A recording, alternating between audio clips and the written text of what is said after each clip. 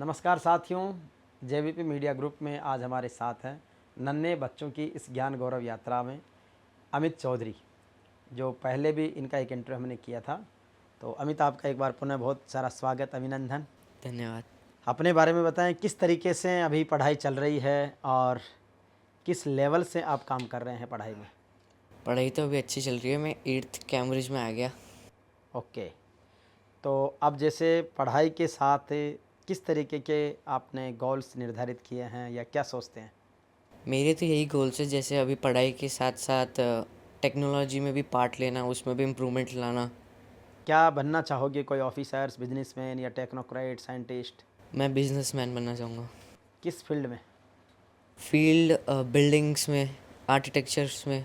Construction line में, इस type से।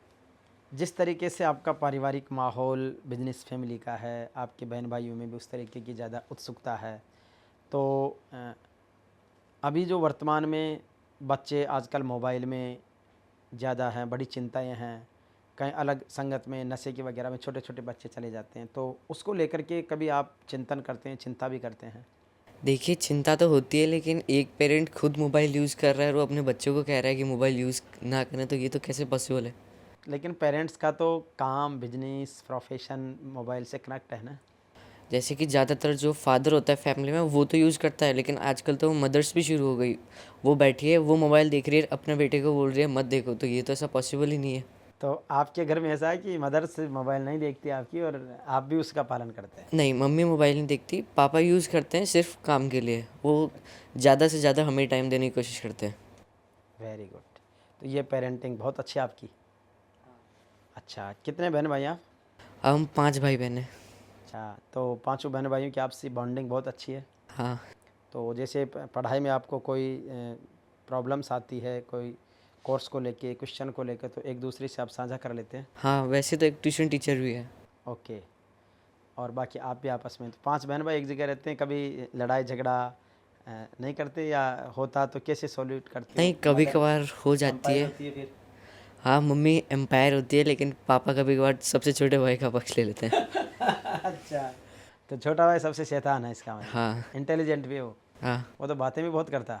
हाँ। अच्छा, इसके अलावा जैसे कुछ सब्जेक्ट्स ऐसे हैं जो अपने आप में कुछ प्रेरित करते हैं, जैसे अभी सुमित से बात हुई तो उसने कहा कि मैं ग्लोबल वार्मिंग पर एक अच्छी बात रखना चाहता हूँ। ऐसा आपका कोई सा इंटरेस्टिंग सब्जेक्ट कि आपको कोई डिसीजन पावर मिले या कोई एक महत्वपूर्ण जिम्मेदारी आपको मिले, तो किस चीज़ को प्राथमिकता देंगे आप? मैं पॉलिटिक्स में पहले तो सारे चेंजेस करना चाहता हूँ। अच्छा, एक दिन के सीएम की तरह। हाँ। तो अभी जैसे पॉलिटिक्स में भी इधर राजस्थान में दो तीन दल लगातार फाइट कर रहे हैं, उधर अभी तमिलनाडु में तो वो विजय थलपति ने एक कमाल ही कर दिया। तो इस टाइप की पॉलिटिक्स में इंटरेस्ट रखते हो? मतलब पॉलिटिक्स में इंटरेस्ट नहीं, उसको सुधारने की कोशिश। तो सुधारोगे तो तभी ना जब आप पॉलिटिक्स में जाओगे। जाना नहीं चाहता, जैसे लोगों को इंस्पायर करना। जैसे ओके। लोगों में करप्शन बहुत होता है आजकल। इंडिया में अगर 75%, अगर कोई 100% रुपीज़ दान कर रहा है, तो उसमें से 75% यूज़ हो रही है, 25 करप्शन पे जा रहा है। ओके, तो करप्टेड लोगों को कैसे सुधारा जाए? उनको मतलब पहले तो पूरा पैसे जो लोग हैं उनको, कुछ लोगों को हटाए ताकि दूसरों में बहम पड़ जाए, और फिर जो 100% है उसको यूज़ करें। ओके।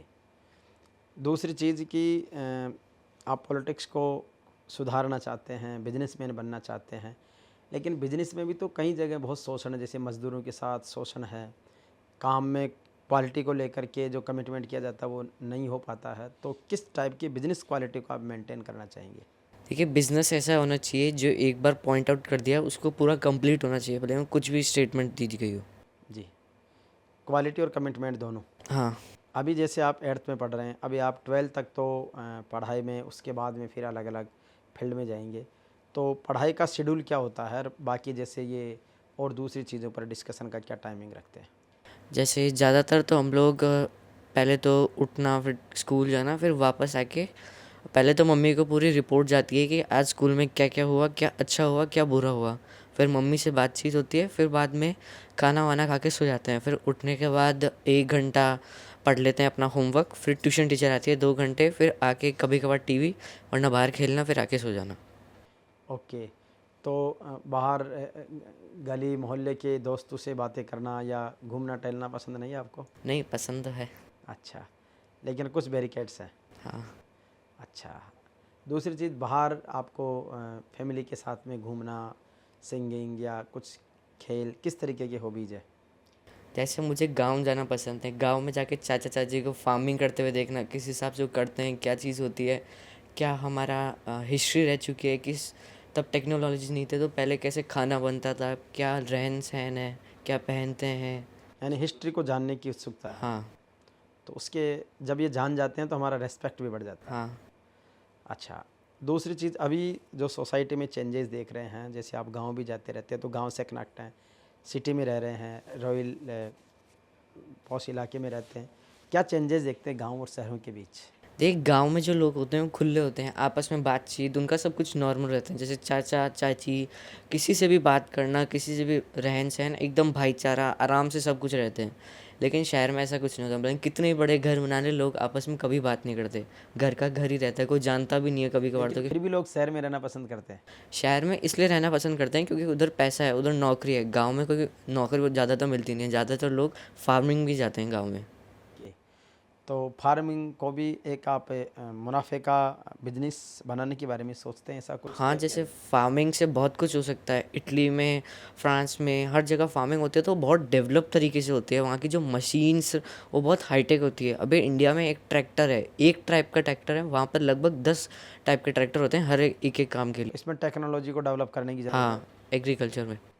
हमारे यहाँ पर बात बात में पॉलिटिक्स बहुत हावी होती है, छोटी मोटी चीज़ों को लेके लड़ाई झगड़े भी होते हैं, तो उस पर क्या सोचते हैं?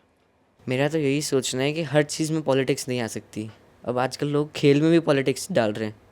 ओके, तो ये नहीं होना चाहिए। नहीं, ये नहीं होना चाहिए। आदमी को उसकी योग्यता और प्रतिभा के अनुसार अवसर मिलने चाहिए। हाँ।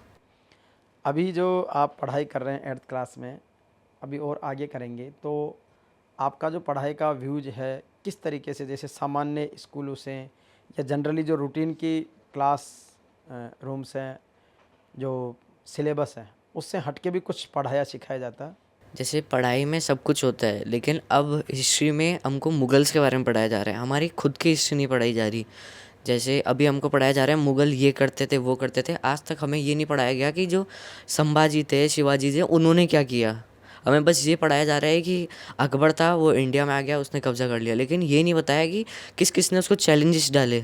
ओके, दूसरी चीज़ ये है कि जो ये तो हुआ हिस्ट्री का पार्ट, और भी जो वर्तमान की वैश्विक चुनौतियां हैं या उनके चैलेंजेस को फेस करने के बारे में, टेक्नोलॉजी के बारे में है, तो उसमें शिक्षा में क्या बदलाव महसूस करते हो कि किस तरीके का सिलेबस और नई शिक्षा नीति में आया है और आना चाहिए?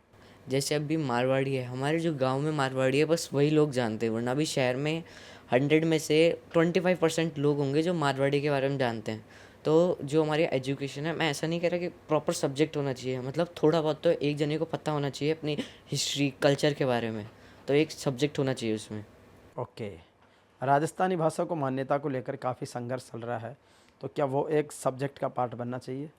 सब्जेक्ट नहीं, मतलब जैसे एक वेलबींग सब्जेक्ट है, उसमें लोगों को सिखाते हैं वेलबींग क्या होता है, वैसे ही एक सब्जेक्ट होना चाहिए मारवाड़ी, जिसमें वो लोगों को बताए कि क्या चीज़ होती है, क्या कल्चर है, क्या हिस्ट्री है हमारी।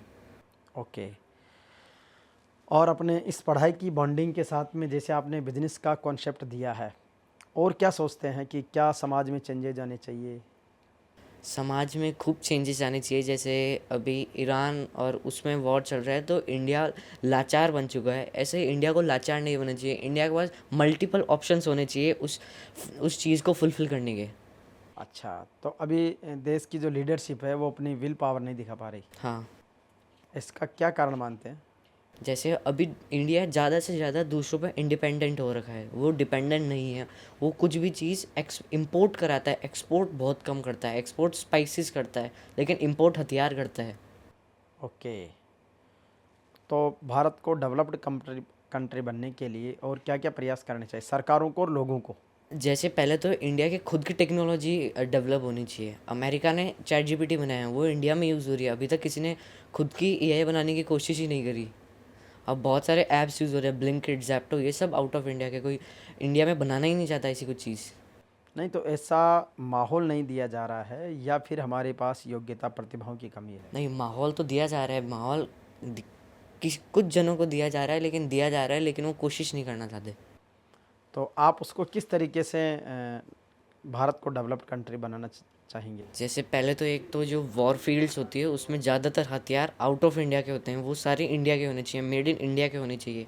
जैसे अभी इंडिया में अगर सरकार खूब कोशिश करती है सड़कों को साफ़ करने की, लेकिन लोगों में भी एक विचार होना चाहिए, उनको भी ठान लेना चाहिए सड़कों को साफ़ करने की। जैसे अभी अमेरिका जाएंगे आप, अमेरिका में लोगों के अंदर क्यूरियोसिटी है, वो चीज़ों को साफ़ रखना चाहते हैं, लेकिन इंडिया में सरकार को है, लेकिन लोगों को नहीं है। गुड। तो एक आम आदमी को भी जागरूक और अपनी जिम्मेदारी समझनी चाहिए। हर चीज़ में गवर्नमेंट को ब्लेम नहीं कर सकते, गवर्नमेंट भी कोशिश करती है, लेकिन जो आम आदमी है वो सोचता नहीं है उसके बारे में। वो देखता है गवर्नमेंट कर लेगी, वो अपना सहयोग नहीं देता उसमें। जबकि सहयोग दोनों तरफ से होना चाहिए। और आपकी उम्र के बच्चों को या आपसे छोटे बड़ों को क्या मैसेज देना चाहोगे? मैं यही मैसेज देना चाहूँगा, जो अपनी ड्यूटीज़ है उनको हमेशा फुलफ़िल करें, जो भी आपकी आप बनना चाहते हैं, करना चाहते हैं, वो सब हमेशा करना चाहिए। अपनी कल्चर, हिस्ट्री जो भी है उस सब के बारे में जानते रहें।